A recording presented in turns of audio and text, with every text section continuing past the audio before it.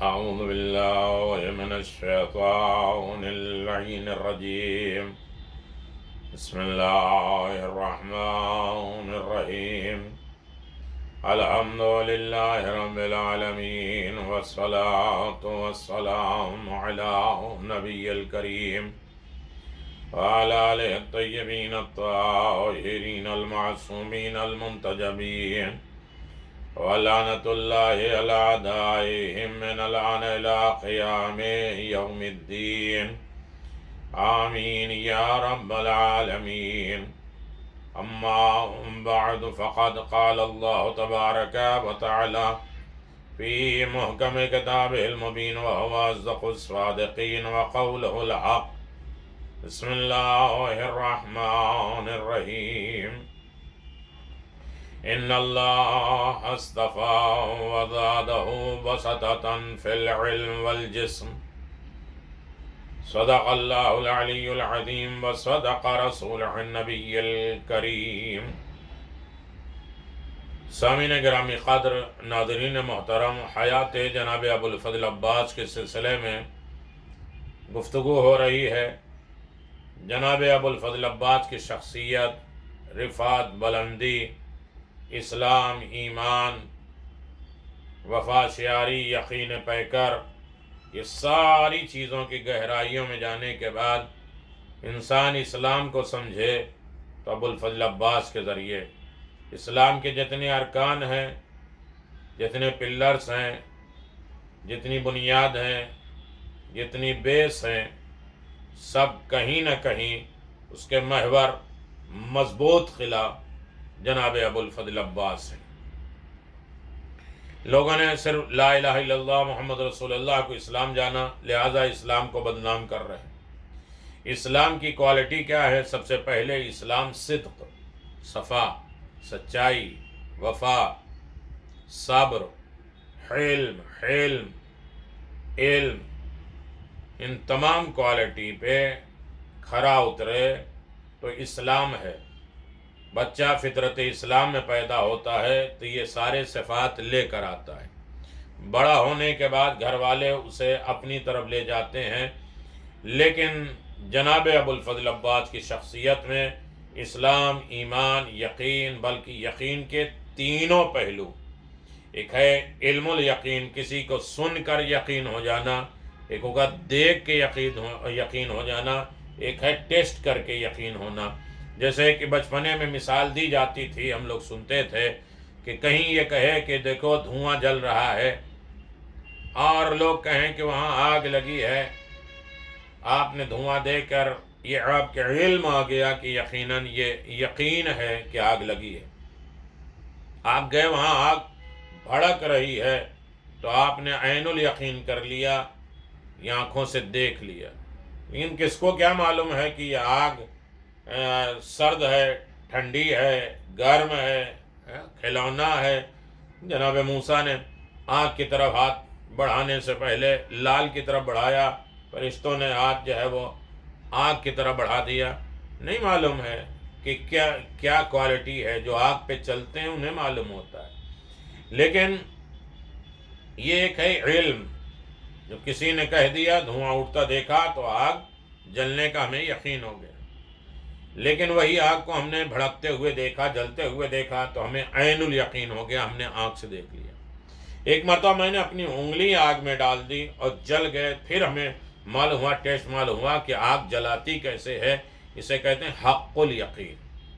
جناب ابوالفضل عباس نے سن کے علم حاصل نہیں کیا، دیکھ کے حاصل نہیں کیا، حق یقین تک آپ علم، ایمان، تقوی، بزرگی، جہاد، شجاعت، وفاداری، شیاری، یہ ساری چیزیں آپ کے یقین نے محکم حق الیقین تک جناب ابوالفضل عباس پہنچے۔ عزیزان محترم، گفتگو ہو رہی تھی آپ کے کمالات کی، آپ کے کرامات کی، آپ کے معجزات کی۔ کون فضائل جناب ابوالفضل عباس بیان کر سکتا ہے؟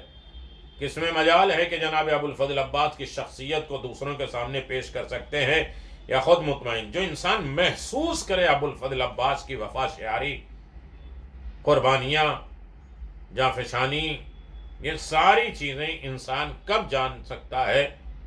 جب جناب ابو الفضل عباس کے بارے میں پڑھے، جانے، سمجھے، معرفت حاصل کرے، اور عباس چاہیں تو آپ عباس کو دوسرے تک دے سکتے ہیں، کس طرح وفا شناس، اطاعت گزار اور دین کا ناصر و مددگار جناب ابو الفضل عباس۔ تمام ائمہ معصومین میں، تمام انبیاء اولیاء میں اپنے نام، اپنی شناخت، اپنی پہچان کرا دینا یہ جناب عباس کا کام ہے۔ مثلا جناب عباس کے مشہور لقب اور القاب میں سے ایک لقب قمر بنی ہاشم ہے۔ مقتل عوامل صفحہ 94، ناسخ التواریخ جلد نمبر 6۔ محدود معلومات کی بنا پر، بہت کم جو معلومات کی بنا پر نفی کا دعویٰ تو نہیں کر سکتا۔ ہمیں نہیں معلوم ہے تو ہم انکار نہیں کر سکتے کسی چیز کا، یہ الگ بات ہے کہ ہمیں نہیں معلوم، لیکن جہاں تک میری جستجو کا تعلق ہے مجھے یہ لقب معصومین کے کلمات میں نہیں ملتا۔ کسی معصوم کے لقب میں قمر بنی ہاشم نہیں ملتا، ہاشم کا چاند۔ اس کا مطلب یہ نہیں ہے کہ اس لقب کی کوئی خاص اہمیت نہیں ہے، امپورٹنس نہیں ہے کہ معصومین کو نہیں دیا۔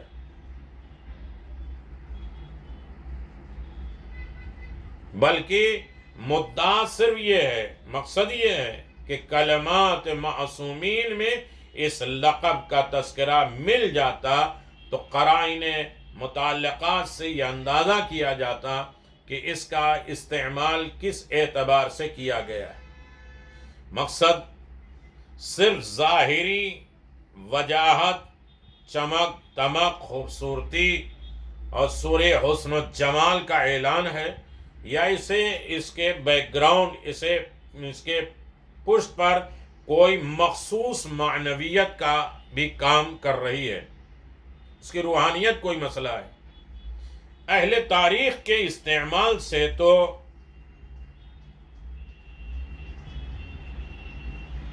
یہی اندازہ ہوتا ہے کہ اس کا مفہوم صرف ظاہری حسن جمال ہی ہے۔ لوگ خوبصورتی کے اعتبار سے قمر بنی ہاشم کہتے ہیں، بنی ہاشم کا چاند۔ مورخین میں اس سے زیادہ وقت نظر اور نقطہ رسی کا جذبہ اہل بیت کے گھرانے کے بارے میں نہیں دیکھا گیا۔ مورخین، رائٹر اپنے اعتبار سے لکھ جاتے ہیں تاکہ کوئی طریقے سے اہل بیت کی فضیلت ظاہر نہ ہو، لیکن میں نے اس صفت کو، اس کوالٹی کو شمار القاب کے بجائے وراثتی اوصاف میں، جو وراثت میں آیا ہے، یہ صرف کوالٹی نہیں ہے، یہ صفت جو وراثت میں آئی، جس کا مقصود یہ ہے کہ حضرت عباس صرف حسن و جمال ہی کی بنیاد پر ایسے نہیں تھے کہ آپ کا لفظ قمر، چاند سے تعبیر کیا جائے، پہچان کرایا جائے، بلکہ آپ کی ہستی میں اس لفظ کی مکمل معنویت پائی جاتی ہے، اور آپ اپنے پورے گھرانے کی تاریخ کی حیثیت رکھتے ہیں۔ تاریخ کے ہر دور میں ہاشمی گھرانے کی مخصوص وجاہت، چمک، خوبصورتی اور اس کے نمایاں افراد کے غیر معمولی حسن و جمال کا اعتراف کیا ہے، اور یہ قمریت یعنی یہ چاند، یہ روشنی، یہ چمک اس خانوادہ، اس خاندان، اس کٹمب، اس قبیلے کا ترے امتیاز رہا ہے۔ یہ مخصوص اسی خاندان سے، یہ انہی کے لیے مخصوص ہے۔ جناب ہاشم کے والد ماجد جناب عبد مناف قمر بطحا تھے۔ جناب عبداللہ حضور اکرم کے والد گرامی قمر حرم کے نام سے مشہور تھے۔ سرور کائنات کے بارے میں حدیث کے سامنے فاطمہ زہرا سلام اللہ علیہا نے ان الفاظ کا استعمال کیا ہے، وَكَأَنَّهُ الْقَمَرُ فِي لَيْلَةِ تَمَامِهِ وَكَمَالِهِ۔ بعض نسخوں میں بہت سی جگہوں پہ لفظ بدر بھی آیا ہے۔ مولائے کائنات امیر المؤمنین علی بن ابی طالب علیہ الصلوۃ والسلام کے بارے میں قرآن حکیم کا اعلان ہے، والقمر اذا تلاها، والقمر اذا تلاها۔ امام حسین کے بارے میں مؤرخ کربلا کا بیان ہے، وَعَسٌ قَمَرٌ ظَهَرِي، سر امام حسین نو کے نیزہ پہ اس طرح چمک رہا تھا جیسے چاند۔ جناب قاسم، آج ولادت ہے جناب قاسم کی، میں نے اپنے دوسرے کلپ میں تفصیل کے ساتھ بیان کیا ہے مقام جناب قاسم کیا ہے، صرف شہادت نہیں، معرفت امام کیا تھی، محبت امام حسین کیا تھی، اور حقیقت دنیا کو کس طرح جناب قاسم نے پہچانا۔ موت میرے نزدیک شہد سے زیادہ شیریں ہے۔ موت کو دیکھا ہو، موت کو ٹیسٹ کیا ہو تو معلوم ہوا۔ جس کے باپ سے امیر المؤمنین نے کہا تھا بیٹا حسن موت ہم پر آ پڑے یا ہم موت پہ آ پڑے، یہ علی کے ڈر اور خوف نہیں ہے۔ میں تو اسی طرح موت سے محبت کرتا ہوں جس طرح ایک بچہ اپنے ماں کے دودھ سے رغبت کرتا ہے، تو وہ نسل اور وراثت میں جناب قاسم کے آئی، ڈر اور خوف نہیں۔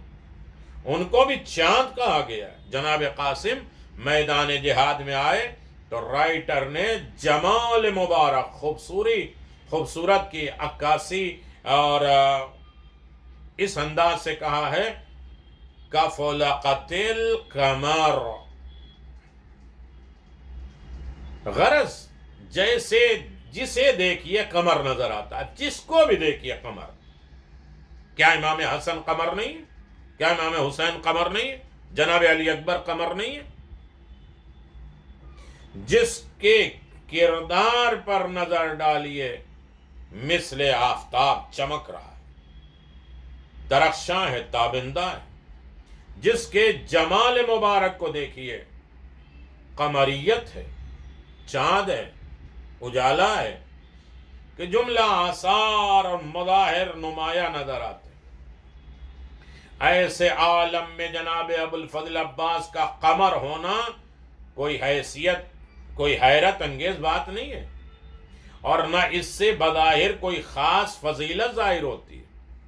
اس خاندان کے بزرگوں میں سبھی قمر ہیں، سبھی چاند ہیں، اور بعد میں آنے والے سلسلے میں بھی ہر معصوم قمر امامت ہے۔ لیکن ذرا غور کریں، دقت سے، نظر سے کام لیں تو حضرت ابو الفضل عباس کی ایک انفرادیت، ایک تاہیت، اکیلا پن ضرور ہے کہ قمریت اس گھرانے کا ترہ امتیاز ہے۔ بزرگوں میں متعدد بہت سی شخصیتیں قمر کے نام سے مشہور ہیں، لیکن اس کے باوجود اس بات سے انکار نہیں کیا جا سکتا کہ ہر ایک کی قمریت کا اندازہ جدا جدا ہے، الگ الگ ہے۔ جناب عبد مناف بطحا کے قمر تھے، جناب عبداللہ حرم کے قمر تھے، نہ بطحا میں عبد مناف کا مثل تھا کوئی ان کا مقابلہ، نہ حدود حرم میں جناب عبداللہ کا کوئی جواب تھا۔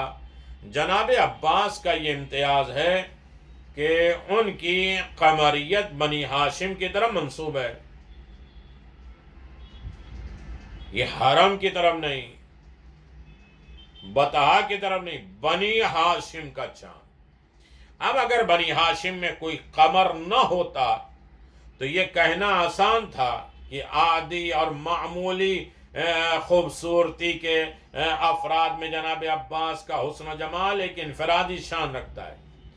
جہاں کوئی چمکدار نہیں اس میں جناب عباس کیسے بھی تھے معاذ اللہ، تو لوگ کہتے تھے چمکدار۔ جہاں سب ایک سے ایک چمکدار، ایک سے ایک قمر، ان میں ایک امتیاز، اپنی شناخت، اپنی پہچان کرا دینا، یہ جناب ابو الفضل عباس کا کمال۔ لیکن مسئلہ اس کے بالکل اگینسٹ ہے، بالکل اپوزٹ ہے۔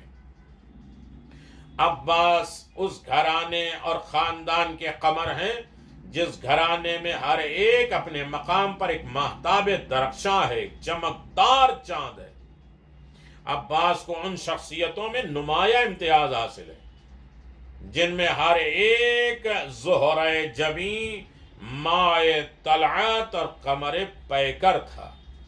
حضور صلی اللہ علیہ وسلم کے بارے میں احیاء العلوم کی روایت ہے کہ آپ روح منور کی روشنی میں ام المؤمنین عائشہ سوئی تلاش کر لیتی تھی، ایسے چمک، ایسے چاند تھے رسول خدا کہ لوگ اندھیرے میں سوئی گر جائے، رسول آئیں تو تلاش کر لیں جو اجالوں میں بھی نہ ملے۔ اس طرح کے چاند تھے۔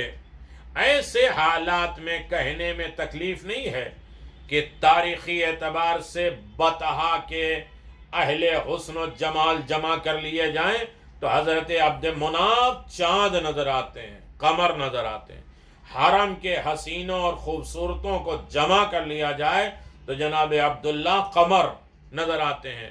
کہ سائے یمانی کا پردہ کر لیا جائے تو مرسل اعظم قمر اور چاند نظر آتے ہیں۔ اتباع رسالت میں قدم بڑھ جائیں تو حضرت علی قمر ہے، راہ خدا میں سر کٹا کے نیزے پہ سر بلند ہو تو حسین قمر ہے، سب ایک مرکز پہ جمع ہو جائیں تو عباس قمر ہیں۔ جہاں عبداللہ بھی جمع ہو جائیں، عبد منام بھی جمع ہو جائیں، رسول خدا بھی جمع ہو جائیں، علی مرتضیٰ بھی جمع ہو جائیں، حسین شہید کربلا بھی جمع ہو جائیں، ان میں اپنا ایک امتیاز و شناخت پیدا کر دینا، اپنے آپ کو چاند منوا لینا، یہ جناب ابو الفضل عباس کا کمال ہے۔ اللہ اکبر۔ ہر ایک کے حسن و جمال کا پر تو ہر ایک کی طلعت اور وجاہت کا آئینہ ہے عباس۔ اللہ اکبر۔ یقیناً یہ بھی معجزہ ہے جناب ابو الفضل عباس، یہ بھی کرامت ہے جناب ابو الفضل عباس کا۔ ہم مجبور اور لاچار لوگوں کو جو ہے جناب عباس دے دیں تو ہم اسے معجزہ مانتے ہیں۔ کل بنی ہاشم میں ایک اپنی شخصیت، اپنی پہچان، اپنا امتیاز پیدا کر لینا، یہ بھی ایک عظیم ترین معجزہ ہے جناب ابو الفضل، کرامت ہے، کمال ہے جناب ابو الفضل عباس کا۔ جناب ابو الفضل عباس اور باب الحوائج، علامہ جلیل، اللہ اکبر، علامہ جلیل شیخ عبد الرحیم شوستری کہتے ہیں کہ میں نے کربلا میں امام حسین علیہ السلام کی زیارت کی اور زیارت کے بعد حرم حضرت ابو الفضل عباس علیہ السلام میں پہنچا۔ وہاں میں نے دیکھا کہ ایک بدو اپنے بیمار لڑکے کو لے کر آیا جس کے پیروں کو فالج ہو گیا تھا، پیر بیکار ہو گئے تھے، فالج ہو گیا تھا، اور ذریعے جناب ابو الفضل عباس کے قریب لے آیا، دعا کرنے لگا، مناجات کرنے لگا، استغاثہ کرنے لگا اور رو رو کر دعائیں کرنے لگا۔ تھوڑی دیر کے بعد بچہ صحیح سالم ہو کر حرم میں بآواز بلند کہنے لگا، عباس علمدار، عباس علمدار، عباس علمدار، جنہوں نے مجھے شفا دے دی، شفا بخش دے دی۔ اور لوگوں نے اس کو گھیر لیا، تبرک کے طور پہ ان کے کپڑے پھاڑ لیے، چھوٹے چھوٹے تبرک لے کے گئے۔ میں نے کہتے ہیں کہ جلیل الشیخ عبد الرحیم شوستری کہتے ہیں کہ میں نے جس وقت یہ منظر دیکھا زری کے قریب گیا اور حضرت عباس علیہ السلام سے درخواست کی کہ آپ ناشنائے ادب کی دعائیں، جو آپ کی معرفت نہیں رکھتے، آپ کو نہیں پہچانتے، ان کی دعا تو آپ نے سن لی، اور ہماری دعائیں جبکہ ہم آپ کی معرفت رکھتے ہیں، آپ کو پہچانتے ہیں۔ جناب عباس کے سلسلے میں کوئی انسان کسی کے اوپر اپنا فخر و مباحات نہ دکھائے۔ کون جناب عباس کو کس عالم میں جانتا ہے نہیں معلوم۔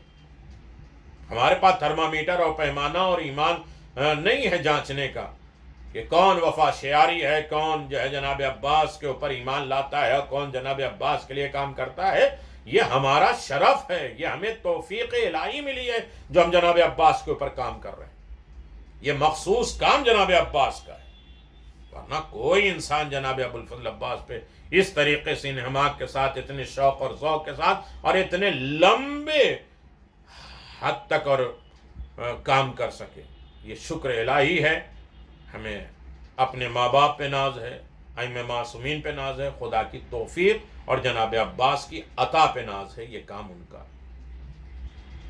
وہ کہنے لگے کہ ہمیں تو آپ کی معرفت ہے، ہم آپ کو پہچانتے ہیں،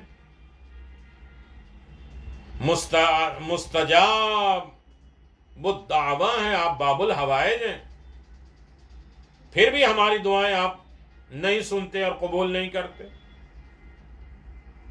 کہتے ہیں کہ یہ سب کہنے کے بعد مجھے تھوڑی دیر کے بعد یہ احساس ہوا کہ میں نے غلط کہا، میں نے گستاخی کر لی. خدا سے اپنی غلطی کی معافی مانگ رہا. اور یقیناً جب جناب وہ کہتے ہیں شوستری کہ میں نجف پہنچا تو استاد بزرگ شیخ مرتضی انصاری، بہت بڑا نام، جن سے جناب ابوالفضل عباس اپنا کام لے، اس کا مقام کیا ہوگا.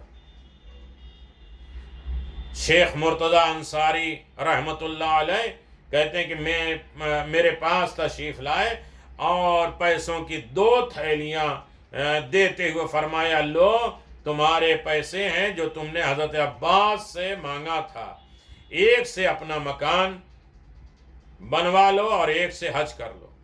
میں نے یہی 2 چیزیں مانگی تھی. وہ کہتے ہیں میں نے یہی جناب ابوالفضل عباس سے مانگا تھا اور جناب ابوالفضل عباس نے وہ ہمیں عطا کر دیا. میرے عزیزوں، مانگنے میں کمی ہے. مانگنے کا انداز کیا ہو، کس طریقے سے انسان گریہ کرے، فریاد کرے اور جناب ابوالفضل عباس سے لو لگائے، مطالبہ کرے. جناب ابوالفضل عباس کبھی رد نہیں کرتے، چھوڑتے نہیں. سب سے پہلے شکرانہ ادا کرنا چاہیے اگر جناب عباس کا نام بھی لیا ہے اور جناب ابوالفضل عباس کے کوئی واقعہ سنا ہے، کوئی کام کیا ہے، تو شکر کرو کہ یہ توفیق جناب زہرا نے دیا ہے، امام زمان نے دیا ہے، معمولی نہیں ہے. سارے بنی ہاشم کے چاند ہیں جناب عباس. یہ وہ ذکر ہے جو سارے معصومین کو پسند ہے. تمنائے علی، آرزوئے علی، نماز شب میں جو علی مانگے اسے عباس کہتے ہیں. ان کا ذکر لوگوں تک پہنچانا، خود بیان کرنا، اسے لذت محسوس کرنا یقیناً بہترین عبادت ہے. اب لوگ سنیں نہ سنیں، پہنچے نہ پہنچے، کوشش تو ہے کہ سب تک پہنچے اور پہنچے گی انشاءاللہ. لیکن آج ہمارا کام ہے، ہمارے ذمہ جناب عباس نے یہ کام لگایا، توفیق دی ہے پروردگار نے، تو ہم کر رہے ہیں. باقی لوگوں کو اللہ توفیق دے گا، وہ سنیں گے، عمل کریں گے، دوسروں تک پہنچائیں گے انشاءاللہ. یا کاشف الکرب وجہ حسین، اکشف کربی و کرب المؤمنین بحق اخیک الحسین علیہ السلام. اللہم عجل ولیک الفرج وجعل انصارک واوانک ورحمت اللہ وبرکاتہ.